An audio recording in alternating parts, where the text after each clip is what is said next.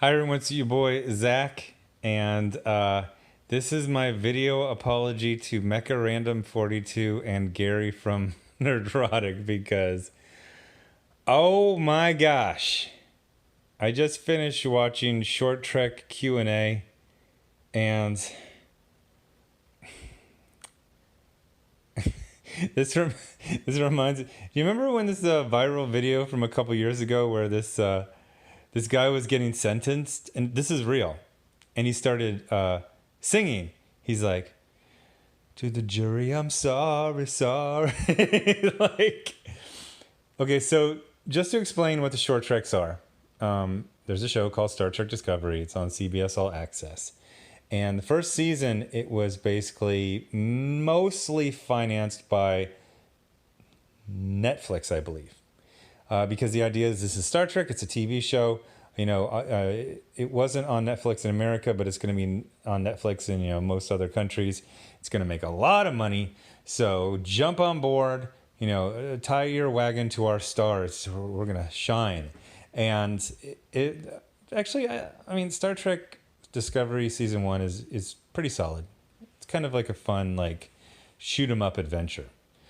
But it underperformed, especially in the terms of licensing. Like, nobody wants it. And there's the whole, sort of confirmed rumor that because of the split with CBS and Viacom, and blah, blah, blah. Gosh, I've watched 50 freaking Midnight's Edge videos trying to understand that, and I can't understand it. But supposedly, the company that split is reforming, so that shouldn't be an issue soon.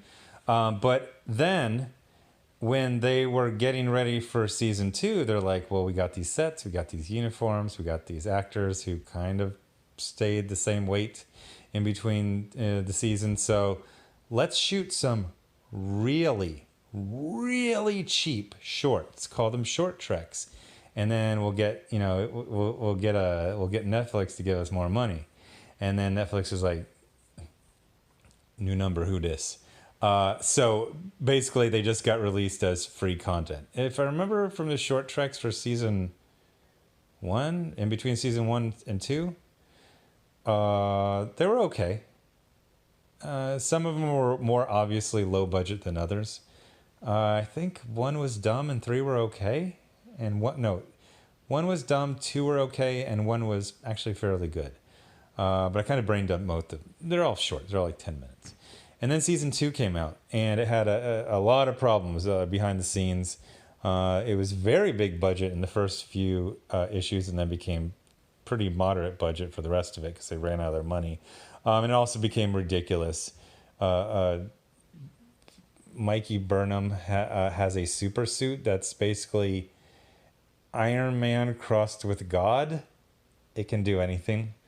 It has unlimited data storage and can teleport through time and space. Okay.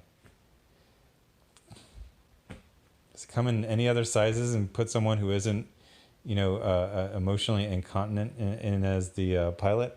But anyway, so they have the short treks, for, getting ready for season 3 of Discovery. So they start off and they do something good. They grab the characters that people liked from season 2, which was Schmaz, Spock, Anson Mounts, Captain Pike, and Rebecca Romaines, number 1. She was only in like a couple of scenes at the first and last episodes of the season, if I remember correctly.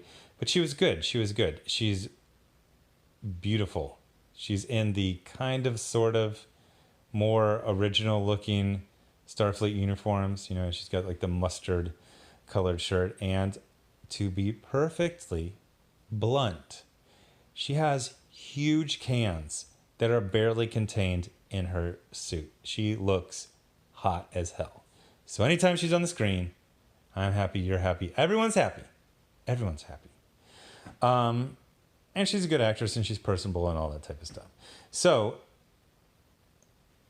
I like my YouTube. I'm driving. I always listen to YouTube. I like Mecha Random 42. I like the Nerdrotic channel, Gary, and I feel like Gary and Mecha never really gave Discovery a chance.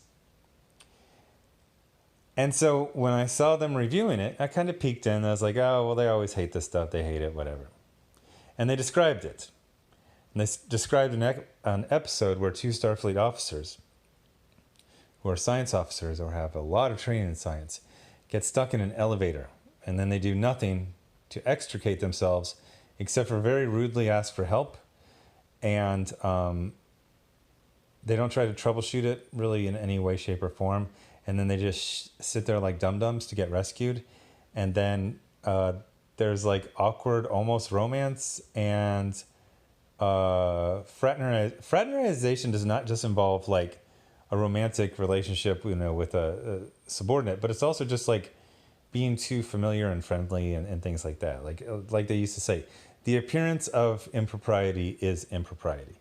If you're a commander, if you're number 2 on a starship, you've got a new ensign coming aboard, all you should be doing is just busting his balls. You know, you better straighten up and fly right, or you're out of here. Enterprise has traditionally been a prestige assignment in Starfleet. So, Mech-A-Random 42 and Gary described an episode, and all I could think was they hate it, and they're describing this in the worst way possible. While actually they were giving a completely accurate and even dialed down and objective description of what happened. Two highly educated officers get stuck in a turbolift in a ship that has numerous transporter rooms that can transport matter all around the ship. Also, they do this interior, the what do you call it, the lifts moving around. And I guess the Enterprise is apparently 90% just freaking empty space. You know, when they used to show it in the original series and then in Next Gen, you got the idea, yeah, it could go in all directions, but it was basically skirting through these kind of like access areas between floors. Not that there was just this giant empty aviary, apparently, of just empty space. Stupid. Now, it getting stuck, and then what we get is it's almost like an actor's workshop. Ask me questions, Spock. Okay, ask questions. Then act like all of his questions are stupid. And then like get into some weird like romantic thing because you're standing too close to each other and making goo-goo eyes. And then getting rescued by a minor character we've never seen before. And then like threatening him, you're going to forget this ever happened. And then they get back to the bridge. And when the new captain or the captain looks away for a second, they're like smirking and making goo-goo eyes at each other. The big thing that I'm shocked by is that Anson Mount came back because he was not served very well. He was kind of vocal about it when he left. And I was almost wondering if it was redone footage because at first you think you see him and then he's just kind of blurry in the background. And you're like, did they just get someone who kind of looks like him and they just kind of like fudged it? But then there is what appears to be new footage. So I guess they got him back for a day just to shoot a couple of shots. I mean, that's cool. Everyone liked this crew. We want a Enterprise, this version of the Enterprise, Pike and Spock and number 1. That would be great. So anyway, thanks for watching. And I'm not sure what movie or TV show I'm going to review next, but I'm always open for suggestions. Thanks. Bye.